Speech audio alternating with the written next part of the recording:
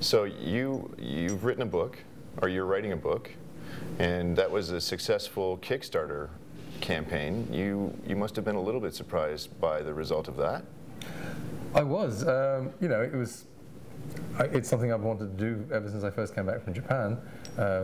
I think I was woefully underqualified to write the seminal work in English, perhaps even in Japanese, frankly, on the tradition and the techniques and the history and the aesthetics. It's a huge undertaking, but 20-odd years later, I think I have something to say, not just in terms of presenting the techniques and the processes and the materials, and with all of my experience of using these things as a professional restorer, dealing with some of the finest work that Japan produced in the 19th century particularly, but also my own insights as an artist, as a craftsman, and then of the volume I'm working on now, the last volume, doing the Star Wars trick. That's been a great deal of original research. It's the PhD I never did. It's been incredibly exciting.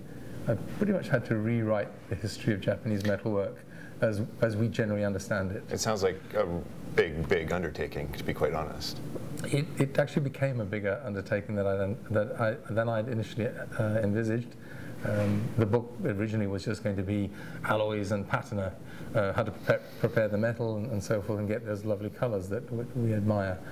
But there were questions I knew I wanted to ask or explore. Mm-hmm. Why is shakudo called shakudo when the characters read red copper? That was one of the big ones. I think I've resolved that mystery, and it's a fascinating story. We'll save that for the for the book. Yeah, that'll be in the book. Similarly, shibuichi isn't what we thought it was, and where that came from. It's actually quite an interesting story in its own right. Pretty much every alloy that we've known has an intriguing story behind it, and not what we thought.